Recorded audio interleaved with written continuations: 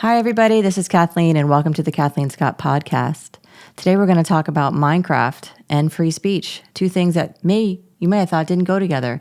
But I'm excited. I was very inspired to learn that an organization, which is called Reporters Without Borders, used the Minecraft game to help provide access to censored material.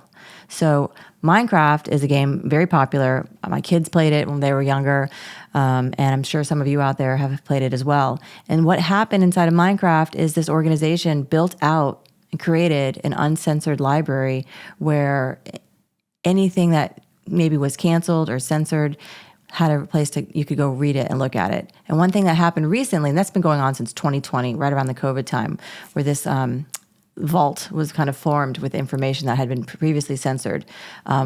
Frequent flyers were countries like Russia, Vietnam, but a few days ago was World Day, and in order to protest cyber censorship, the organization actually opened a U.S. so-called corridor, visual corridor, for some things that had been canceled or censored in the United States.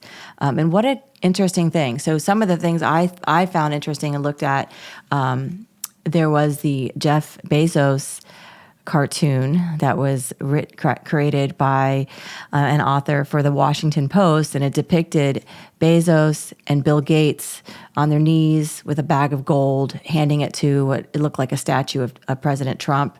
And then there was Mickey Mouse, kind of looked like he was exhausted and or dead on the steps.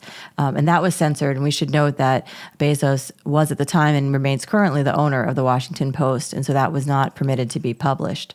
And it was, the idea of that political cartoon was to acknowledge that big organizations were kind of falling in line to the Trump administrations when previously they had held a tighter line. So that's like an example of the type of materials that you can see. Another example involved an outlet that created a minute by minute almost timeline of the January 6th insurrection with high level detail they collected from people who were there, videos. The New York Times sought to publish that, and that was canceled as well. And so that is a type of that timeline, that material is a type of thing that you can see if you go into this Minecraft vault.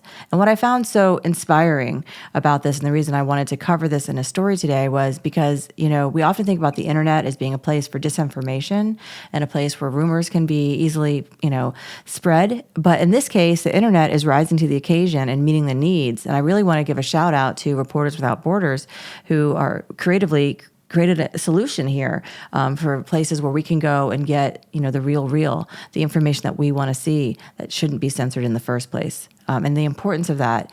And as we ride through this democratic process and as we ride through this president's term, more and more things are becoming less free speech-esque. And so it's never been more important to protect those rights and those values and how important they are to a democracy. And I hope all of you will check it out and, comment accordingly. And if you haven't yet, please subscribe and like the Kathleen Scott podcast. Thank you so much.